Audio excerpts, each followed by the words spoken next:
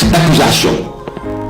qui est un rapport sexuel illicite maanaam boo xam moo terni on parlera pas de complot là-bas donc tes rapports FBI rapport CIA rapport gendarmerie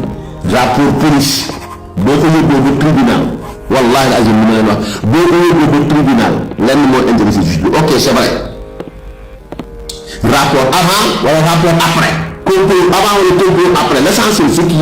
ce qui est fondamental mooy rapport bi maanaam rapport sexuel am na wala amul rapport yeneen yi moom juge bi dafa laaj benn rapport moo fa intéressé juge bi muy sexuel bi rapport bi sant S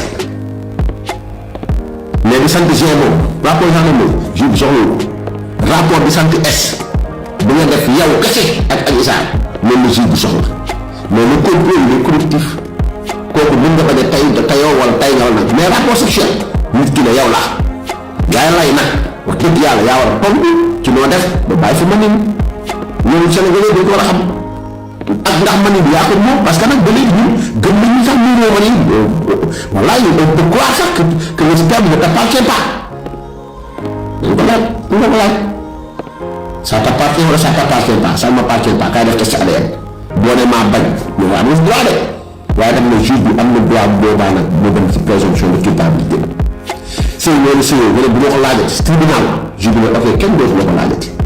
mais wallahi azim bu avocat yi jeexee ba def plaidoyer ba pare bañ joxee rendez-vous pour jënd nga delluwaat si tool ñëwaat pour jënd wallahi dañ ko daaj waxtu bu bëri fukki at moom def fukki at de paix Dakar jàmm ak salaam Sénégalais yi politique continue ñoo politique opposition pouvoir taxaw politique yow seytaane bi nga mel jàmm ak salaam dama bañ a tontu rek wallahi azim dama iraad moom leer na dem procès moom leer na waaye li ma leerul nag ba leeru ma nag mooy ndax def na wala def na boobu moom il faut moom mu tontu def na wala def na dama tontu je dina wax leen dina fi bind tontu n'a pas répondu ñu ne benn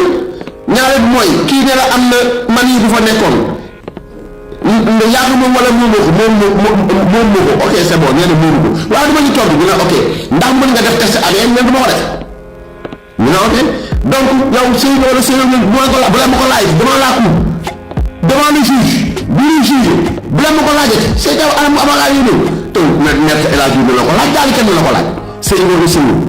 su nekk noonu su nekk ku moom mën ñu ñett yooyu ngay laaj soxla ñu ñeneen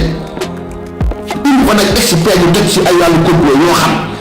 mais l'acte final mooy ndax ba mu complot yooyu yëpp bu complot pare ba nga dem ba yegg ku la sëy sa nation c'est individuel loolu la juge bi di àtte maintenant àtte nañu wax nañ ne nga bañ a tontu ñu daaj la ci mbaam